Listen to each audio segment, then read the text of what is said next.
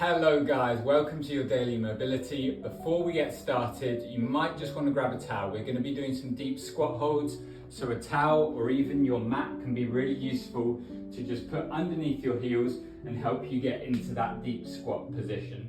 So if you don't have a towel or your mat handy already, go and grab it and then we'll start the video. Okay, the timer is on, we are ready to go. First position we're going to get into is our deep squat, and we're going to hold here for 30 seconds. So place the towel or mat underneath your heels. Toes are pointing slightly out, heels are at hips width apart, and we're just driving out the knees over our toes, holding here for 30 seconds. We have another 10 seconds left here, and then we're going to jump up into our hamstring stretch. So hold for another 3, 2, 1, and then make your way up. We're going to drive the knees back as we come into this hinge position here, rooting into the toes with a hips width position, driving the hips back and maintaining a neutral or an extended spine. So a slight dip in the spine might be okay. We're just making sure we're using the hip flexors to send our butt back. Keep driving down into that big toe. We're holding here for another 3, 2, 1, and then let's come back to our squat. Holding in this bottom position here, 30 seconds. You might feel like the first round or two you need the towel or mat, then you can get rid of it, that's absolutely fine. Or you'll probably more likely see this happen over a few weeks. So keep using the towel or mat. Each of these stretches should be comfortable for you. We're going to avoid pain, discomfort, and even challenge a little bit because you will naturally progress over time. We ready? We're going to jump back up into our hamstring stretch. Send the butt back, hinging at the hips, maintaining that neutral spine. And now we're just going to slowly push the knees to try and straighten out our legs as much as possible. Don't let that remove you from your hinge position though. We're going to keep holding here. Hopefully I'm still in the frame. We're going to hold here for another 5, 4, 3, 2, 1. Come down into your squat position again, and you're just going to place one hand out in front of you so you can root into this shoulder with your knee, and we're just going to drive that right knee out and back, out and back. And we'll swap sides, place the right hand down, drive that left knee out and back, out and back. Good. And relax there. Come down onto your right knee. Left foot comes forward. We're going to drive our right hip forward into our hip flexor stretch. Hold here, untuck the toes at the back so we can get a real drive through the hip, and the arms come up. Stretching the arms up, but keeping the rib cage depressed down and the tailbone tucked. Hold here for another 5, 4, 3, 2, 1, and we'll swap sides. Arms up, drive those shoulders back, thumbs facing back behind you, depress the rib cage down, and then squeeze the glutes to drive that left hip forward. This is our hip flexor stretch. We're going to come back into that squat position afterwards. Hold for another 5, 4, 3, 2, 1. Down into your squat position. Let's change the angle here for you.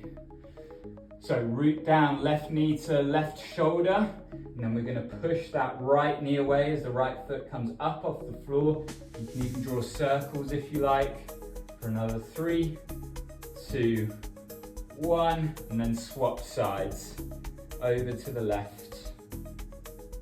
Draw those circles, open up into the hip. 5, 4, 3, 2, and 1. Come up into our hip flexor stretch. Let's put that right foot back, arms up, drive the right hip forward by squeezing the glutes, depress the rib cage down. And we're really driving those arms back behind us, so it's a bit of a shoulder stretch here as well. And we're also driving the hip forward as we pull that left femur bone back. 3, 2, 1. Swap it there. Arms up. Drive the left hip forward. Send that right femur bone, the right thigh bone back into your hip socket and breathe. We are halfway there. 5 minutes down, 5 minutes to go.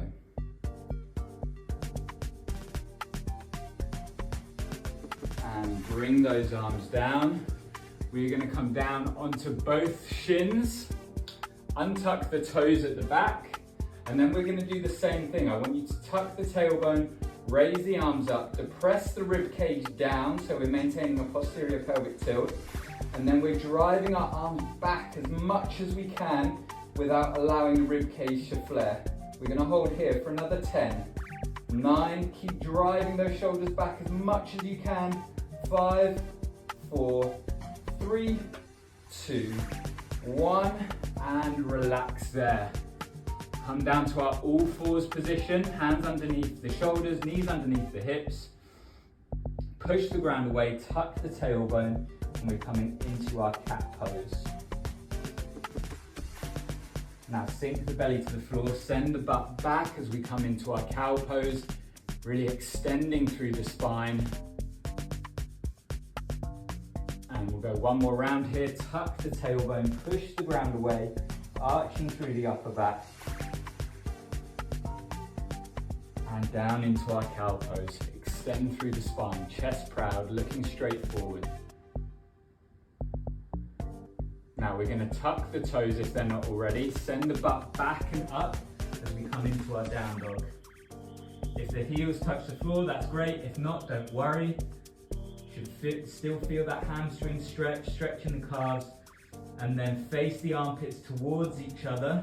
Push the ground away, sink the chest towards the floor. We'll hold here for another 5, 4, 3, 2, 1. Come back into our cat-cow. Push the ground away, arch the back, tuck the tailbone, and send the butt back as we come into our back extension.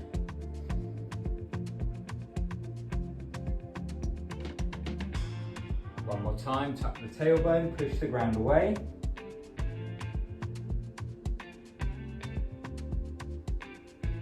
And back extension, cow pose, chest proud.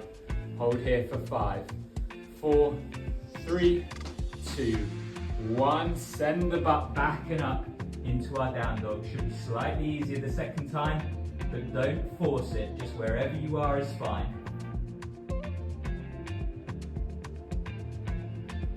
Keep pushing the ground away. Sink the chest down to the floor. Drive the heels down. Hold for another 5, 4, 3, 2, and bring it down. Well done. Last 2 moves. We're coming into our Cossack squat. So come nice and wide with the legs. Hopefully you can see this all. We're going to sink down to the right. That right heel will probably lift up. We can then point the toes up wherever you are. Even if you're up here, we're just sitting into that right side position. And we'll hold here. Drive that knee out. You can use the arm to drive it out like so, or you can just actively use your glute medius, the side of your right hip, to drive it out. Hold here. We're then going to walk through center over to the left side. See if that left heel can come down as much as possible. The right toes can point. Our aim is to eventually bring that right foot down here as well. So both feet are flat on the floor. I'm still not there yet. Maybe you're not either. Hold here for another 5, 4, 3, 2, 1. Come back to center. Walk your feet in. We're going to do one more squat pose. This should feel the easiest. Drive your elbows out into your knees as you bring your hands together in this fist position. Keep driving the knees out with your elbows, but also actively with your hip muscles here, the glute medius.